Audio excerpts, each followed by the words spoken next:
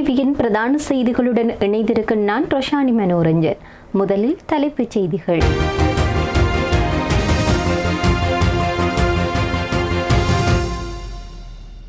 செம்மணி மனித புதைக்குழி அகழ்வுக்காக விடுக்கப்பட்டுள்ள நிதி. கோடபையை மறைத்து வைத்திருந்த ஈஸ்டர் குண்டு தாக்குதல் அறிக்கை. அமைச்சர் ஆனந்த் விஜயபால பகிரங்கம். எதிர்க்கட்சித் தலைவர் அரசாங்கத்திடம் விடுத்துள்ள அவசர கோரிக்கை. தையிட்டியில் உரிமை கோரப்படாத காணிகளை வெளித்தேவைகளுக்கு பயன்படுத்தவே கூடாது. டக்ளஸ் கடும் எதிர்ப்பு.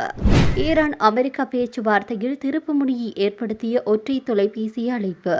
மத்திய கிழக்கின் முகத்தையே அடியோடு மாற்றிய இஸ்ரேலின் நடவடிக்கை. நெதன்யாகு வெளியிட்டுள்ள காணொளி. இனி விரிவான செய்திகள்.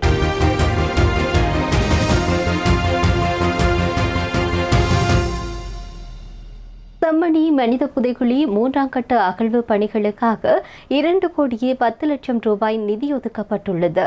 செம்மணி மனித புதைக்குழியில் இதுவரை 2 கட்டங்களாக அகழ்வு பணிகள் மேற்கொள்ளப்பட்ட நிலையில் 240 எண்புக்கூட்டு தொகுதிகள் அடையாளம் காணப்பட்டு அவற்றில் 239 எண்பு தொகுதிகள் மீட்கப்பட்டுள்ளன. 3ஆம் கட்ட அகழ்வு பணிகள் சீரற்ற காலநிலை காரணமாக பிற்போடப்பட்ட நிலையில் இந்த மாதத்தின் இறுதியில் அல்லது எதிர்வரும் மாதத்தில் ஆரம்பத்தில் அந்த பணிகள் மேற்கொள்ள திட்டமிடப்பட்டுள்ளது. எனினும் அகழ்வு பணிகளுக்கான நிதி ஒதுக்கப்படாததனால் 3ஆம் கட்ட அகழ்வு பணிக்கான திகதி இன்னும் நிர்ணயம் செய்யப்படவில்லை. இவ்வாறான நிலையிலேயே இந்த பணிகளுக்காக 2,10,00,000 ரூபாய் நிதி விடுவிக்கப்பட்டுள்ளது. செம்மணி மனித புதைக்குழி தொடர்பான வழக்கு ஏப்ரல் மாதம் 21ஆம் தேதி அன்று மீள விசாரணைக்கு எடுக்கப்பட உள்ளது. நிதி விடுவிக்கப்பட்டுள்ளதனால் அன்றைய தினம் அகழ்வு திகதிகள் அறிவிக்கப்பட வாய்ப்புகள் உள்ளன என்று கருதப்படுகின்றமை குறிப்பிடத்தக்கது. முன்னாள் ஜனாதிபதி கோட்டபய ராஜபக்ஷ உயிர்த்த ஞாயிறு குண்டு தாக்குதல் தொடர்பில் சிரேஷ்ட நீதிபதி ஜனத் சில்வா வெளியிட்டுள்ள அறிக்கையை சில காலம் மறைத்து வைத்திருக்கின்றார். அதன் பின்னர் ஆட்சிக்கு வந்த ரணில் விக்ரமசிங்கவும் குண்டு தாக்குதல் தொடர்பில் வெளியிட்டுள்ள அறிக்கையை மறைத்தே வைத்திருந்தார் என தெரிய வந்திருக்கிறது. இந்த நிலையில் இது தொடர்பில் பொது பாதுகாப்பு மற்றும் நாடாளுமன்ற விவகார அமைச்சர் ஆனந்த் விஜயபால தெரிவித்திருக்கின்றார். கிக்கடுவு போலீஸ் நிலையத்தில் நடைபெற்ற நிகழ்வொன்றில் கலந்து கொண்டு உரையாற்றும் போது இதனை அவர் தெரிவித்துள்ளார். ஜனாதிபதி அன்றுகுமார திசாநாயக்கவே அந்த அறிக்கைகளை குற்றப்புலனாய்வு திணைக்களத்திற்கு வழங்கி விசாரணைகளை நடத்துமாறு அறிவித்தார். குறித்த அறிக்கைகளில் உள்ள 37,500 பக்கங்கள் ஆய்வுக்குட்படுத்தப்பட்டு 10 குழுக்கள் நியமிக்கப்பட்டு விசாரணைகள் ஆரம்பிக்கப்பட உள்ளன. அதில் உள்ள சில குற்றச்சாட்டுகளுக்கு குற்றவியல் சட்டத்தில் வழக்கு பதிவு செய்ய வேண்டியுள்ளது. அது தொடர்பில் சட்ட அதிபர் திணைக்களத்துடன் இணைந்து நடவடிக்கையில் ஈடுபட்டுள்ளோம். இவ்வாறான நடவடிக்கைகளுக்கு பயந்தவர்கள் பல்வேறு பிரதான சூத்திரதாரிகள் தொடர்பில் கருத்து தெரிவிக்கின்றனர். பொறுப்பான அரசாங்கம் என்ற வகையில் அவை பின்னால் செல்ல முடியாது. அத்தோடு போலீஸ் திணைக்களத்திற்கும் இதற்காக விசாரணை நடத்த முடியாது. நாங்கள் நீதியான பக்கசார்பற்ற விசாரணைகளை நடத்தியுள்ளோம். அதில் சிலர் நேரடியாக தொடர்பு பட்டிருந்தமை தெரியவந்துள்ளதை தொடர்ந்து சிலரை நாங்கள் கைது செய்துள்ளோம். இதற்கான விசாரணைகள் நடைபெறுகின்றன. விரைவில் இந்த குண்டு தாக்குதலுக்கு உதவி செய்தவர்களுக்கு மற்றும் சூத்திரதாரிகள் யார் என மக்கள் அறிந்து கொள்வார்கள் என குறிப்பிட்டுள்ளார்.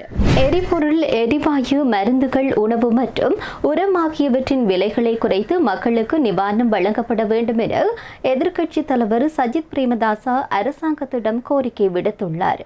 நாட்டில் அத்தியாவசிய பொருட்களுடைய விலைகள் கடுமையாக உயர்ந்துள்ளதனால் பொதுமக்கள் பல்வேறு கஷ்டங்களுக்கு உள்ளாகி இருப்பதாகவும் இதனால் பெரும் பாதிப்புக்குள்ளாகி இருப்பதாக எதிர்க்கட்சித் தலைவர் சஜித் பிரேமதாசா தெரிவித்துள்ளார். ஜனாதிபதி அன்றுகுமார திசாநாயக்க தலைமையிலான அரசாங்கம் இப்பிரச்சினைகளுக்கு தீர்வு காணும் என மக்கள் எதிர்பார்த்த போதிலும் மின்சார கட்டணம், எரிபொருள் மற்றும் உணவுப் பொருட்களின் விலைகள் தாங்கிக் கொள்ள முடியாததாக அதிகரித்திருப்பதாக சுட்டிக்காட்டியிருக்கின்றார். உர தட்டுப்பாடு காரணமாக நாட்டின் உணவு பாதுகாப்பு பெரும் அச்சுறுத்தல் ஏற்பட்டுள்ளதை அவர் குறிப்பிட்டார். மில்லியன் கணக்கான மக்களின் நம்பிக்கையை பெற்று ஆட்சிக்கு வந்த இந்த அரசாங்கம் விலையேற்றத்தை கட்டுப்படுத்த இன்னும் முறையான தீர்வை வழங்கவில்லை என குற்றம் சாட்டியுள்ளார். இந்த இக்கட்டான தருணத்தில் உடனடியாக எண்ணெய், எரிவாயு, மருந்து மற்றும் உரங்களின் விலைகளை குறைத்து மக்களுக்கு உண்மையான நிவாரணத்தை வழங்க வேண்டும் என சஜித் பிரேமதாசா வலியுறுத்தியுள்ளார். யாழ் தையிட்டி பகுதியில் மக்களின் பூர்வீக நிலங்களில் அத்துமீறி கட்டப்பட்டிருக்கக்கூடிய விகாரை தொடர்பான சர்ச்சை நீடித்து வரும் நிலையில் நிலையில் அங்குள்ள எஞ்சிய காணி நிலங்களை வெளி தேவைகளுக்காக பயன்படுத்துவதற்கு ஈழ மக்கள் ஜனநாயக கட்சியினுடைய செயலாளர் நாயகமும் முன்னாள் அமைச்சருமான டக்ளஸ் தேவானந்தா அவர்கள் எதிர்ப்பு தெரிவித்திருக்கின்றார். தையிட்டியில் சட்டவிரோதமாக கட்டப்பட்டுள்ள திஸ்ஸவிகாரை அமைந்துள்ள பகுதியில் காணியுரித்துடைய ஒரு தொகுதி மக்களிடம் நிலங்களை மீள ஒப்படைப்பதற்காக எதிர்வரும் 17ஆம் தேதி நில அளவீடு செய்யப்பட உள்ளதாக தகவல் வெளியாகியுள்ளது. இந்த நிலையில் இன்னும் பல காணிகள் உரிமையாளர்களினால் அடையாளப்படுத்த முடியாத நிலையில் உள்ளது. அவ்வாறான காணிகள் வேறு நோக்கங்களுக்கு பயன்படுத்தாது அவற்றின் பூர்வீக உரித்தாளர்களுக்கே வழங்க அரசாங்கம் நடவடிக்கை எடுக்க வேண்டும். கடந்த காலங்களில் எமது ஆட்சி காலத்தில் இந்த பிரச்சினைகளுக்கு நியாயமான தீர்வை பெற்றுக் கொடுக்க பல முயற்சிகளை முன்னெடுத்தோம். குறிப்பாக காணிகளை அளவீடு செய்து உரிமையாளர்களிடம் ஒப்படைக்க முயன்ற போது சிலர் முன்னெடுத்த தேவையற்ற ஆர்ப்பாட்டங்களினால் அந்த பணிகள் தடைப்பட்டன. அதன் விளைவாகவே இன்றும் இந்த பிரச்சினை தீராமல் இழுபறி நிலையில் உள்ளது. ஒருவேளை சில காணிகளுக்கு உரிமங்கள் உறுதிப்படுத்த முடியாத நிலை ஏற்படுமானால் அக்காணிகளை எக்காரணம் கொண்டும் வெளி தேவைகளுக்காகவோ அல்லது வெளியாருக்கோ வழங்கவோ முயற்சிக்க கூடாது. மாறாக அந்த காணிகளை அந்த பிரதேச மக்களின் விவசாய நடவடிக்கைகளுக்கோ கால்நடை வளர்ப்பிற்கோ அல்லது அந்த மக்களின் பொதுவான வாழ்வாதார தேவைகளுக்கோ மட்டுமே பயன்படுத்த வேண்டும் என்பதே எமது உறுதியான நிலைப்பாடு என டக்ளஸ் தேவானந்தா குறிப்பிட்டுள்ளார்.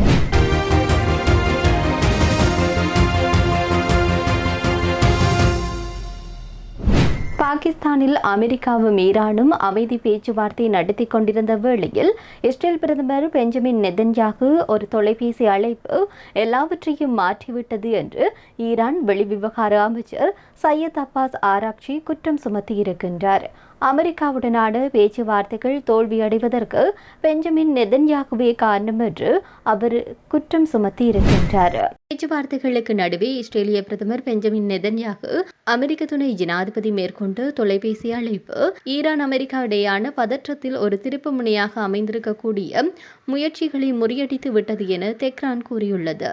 பாகிஸ்தான் தலைநகரில் 21 மணி நேரத்திற்கு மேலாக நடைபெற்ற பேச்சுவார்த்தைகளுக்கு பிறகு எந்தவொரு உடன்பாடும் எட்டப்படாமல் வான்ஸ் இஸ்லாமாபாத்திலிருந்து புறப்பட்ட சில மணி நேரங்களுக்கு பின்னர் ஈரான் வெளியுறவு அமைச்சர் சையத் அப்பாஸ் ஆராக்சி எக்ஸ் தளத்தில் இந்த குற்றச்சாட்டை முன்வைத்தார். கூட்டத்தின் போது நெதன்யாகு வான்ஸுக்கு விடுத்த அழைப்பு அமெரிக்க ஈரான் பேச்சுவார்த்தைகளில் இருந்து கவனத்தை இஸ்ரேலின் நலன்களுக்கு திருப்பியது என்று ஆராக்சி பதிவிட்டுள்ளார். போரின் மூலம் சாதிக்க முடியாததை அமெரிக்க பேச்சுவார்த்தை மேசையில் சாதிக்க முயன்றது. பாகிஸ்தான் நடத்திய பேச்சுவார்த்தைகளில் ஈரான் நல்லெண்ணத்துடன் நுழைந்ததாக கூறிய அவர் வான்ஸ் புறப்படுவதற்கு முன்பு நடத்திய செய்தியாளர் சந்திப்பு தேவையற்றது என்று குறிப்பிட்டார். தமது தேசத்தின் நலன்களையும் இறையாண்மையையும் பாதுகாக்க ஈரான் உறுதியுடன் தயாராக உள்ளது என்று அவர் கூறினார். நெதன்யாகுவின் அழைப்பு குறித்து வாஷிங்டன் உறுதிப்படுத்தவோ மறுக்கவோ இல்லை. இந்த மாதத்தின் தொடக்கத்தில் ஏற்படுத்தப்பட்ட 2 வார கால போர் நிறுத்தம் இன்னும் 9 நாட்களே எஞ்சியுள்ள நிலையில் மீண்டும் நெருக்கடிக்கு உள்ளாகியுள்ள ஒரு பலவீனமான தருணத்தில் இந்த சரிவு ஏற்பட்டுள்ளது. ஈரானிய அதிகாரிகளுக்கும் பிராந்திய மத்தியஸ்தர்களுக்கும் இஸ்லாமாபாத்தில் உள்ள அமெரிக்காவின் நிலைப்பாட்டை ஏற்க முடியாதது என்று விவரித்தார். தெற்கு லெபனானில் உள்ள இஸ்ரேல் படைகளை சந்தித்து வருவதாக பிரதமர் பெஞ்சமின் நெதன்யாகு கூறியிருக்கக்கூடிய குறுகிய காணொளி அவருடைய சமூக கணக்கில் பதிவேற்றப்பட்டுள்ளது. கிப்ரு மொழியில் அவர் பேசிய விடயங்கள் தொடர்பில் வெளிவரக்கூடிய செய்திகளாவன. போராளிகளை குறிப்பிட்டு ஒரு பாதுகாப்பு படையை உருவாக்குவதற்கான சமீபத்திய இஸ்ரேலின் நடவடிக்கைகள் லெபனானில் இருந்து வரவிருந்த படையெடுப்பு அச்சுறுத்தலை முறியடித்துள்ளன என்று கூறுகின்றார். இராணுவத்தால் ஏற்கனவே மகத்தான பணி செய்யப்பட்டுள்ளது என்று அவர் கூறுகின்றார். ஆனால் இன்னும் செய்ய வேண்டியவை நிறைய உள்ளன. நாங்கள் அதை செய்து கொண்டிருக்கின்றோம் என்றும் உறுதியளிக்கின்றார். லெபனானில் இஸ்ரேலின் நடவடிக்கை அது மத்திய கிழக்கின் முகத்தையே அடியோடு மாற்றிவிட்டது என்பதற்கு சான்றாகும் என்று நெதன்யாகு கூறுகின்றார். இருப்பினும் இந்த நடவடிக்கையில் கொல்லப்பட்ட பொதுமக்களுடைய எண்ணிக்கை காரணமாக இது பரவலாக விமர்சிக்கப்பட்டுள்ளது.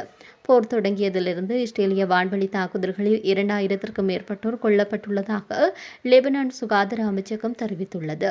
இஸ்ரேல் லெபனான் மீது தொடர்ந்து குண்டு வீசினால் தாக்குதல்களை மீண்டும் தொடங்குவதாகவும் அமெரிக்காவுடனான தன்னுடைய போர் நிறுத்த ஒப்பந்தத்தை முடிவுக்கு கொண்டு வருவதாகவும் ஈரான் தெரிவித்துள்ளது.